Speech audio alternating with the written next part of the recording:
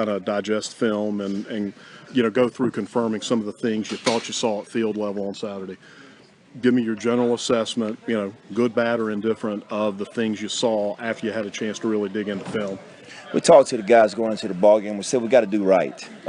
All the hustle and shedding blocks, things like that, that's got to be done. But if you don't fit the defense, then there's a different level player on the other side of that line of scrimmage that'll make you pay dearly for it, and that's what they did on some things that we didn't fit right.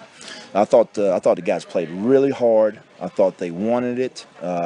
We just made some mistakes that led to additional plays for them. And you can't have those easy ones, when you're playing somebody like Georgia. I went back through the plays. I counted 5 plays that were explosive plays where they ended up, I think it was 151 of their total yards. It was 40% of their offense on those 5 plays.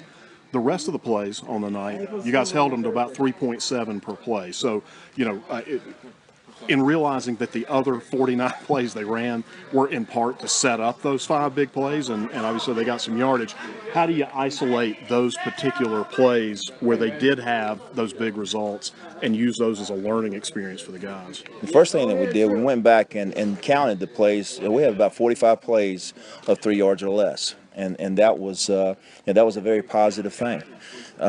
What we didn't do was our main goal. We wanted to stop the run, and we didn't stop the run because we got out of a gap. All right, there was confusion about an assignment here or there, and then there was just a tailback that hit it fast, that made us not handle our gap. And then the deep balls is one thing that we pride ourselves on defending, and we gave up a lollipop down the middle of the field.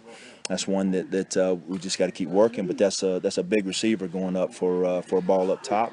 We just got to be able to rake his arm away and come away with if we don't get the interception, at least we get the incomplete pass. Talk a little bit about the discipline on stuff like penalties. So back to the play. You had that series where you had them backed up inside their 20. It's 7-0 at this point.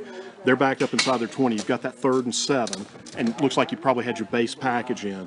Then you have the offsides, and it goes to 3rd and 2. Now you're kind of cramming the line a little bit more because it's a different down and distance situation. And you had the play you just mentioned where Michelle pops it on you and gets behind the defense, and you have to go track him down. What do when you, in realizing the aggression you're trying to have these guys play with, when you see those penalties, which are very costly, but you realize they're also penalties of aggression, how do you coach to that? Number one, we've had that problem throughout camp, and our guys have been guys where you could talk to and say, this is how you correct it, and that's what we try to do. Talking through that part of jumping offside hasn't worked for us now, and we got to get it corrected. So we'll take a little bit bigger step and corrective measures there. So I still go back to coaching. I think if we coach them good enough, I think they end up doing what we look for, and jumping off sides and giving those penalties.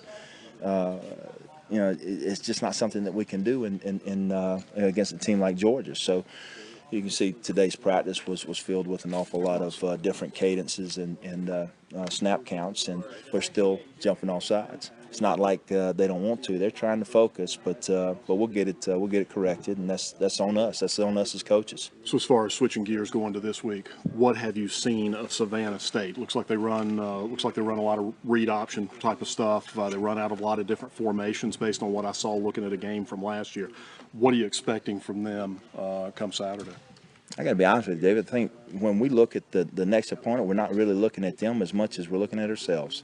I think what we want to do is correct the mistakes that we had in the Georgia game. So for us, we're saying this is a Georgia redo. We're going to go out there and in our minds, that's Georgia out there on the field again, and we're going to play every bit as hard as what we did Saturday.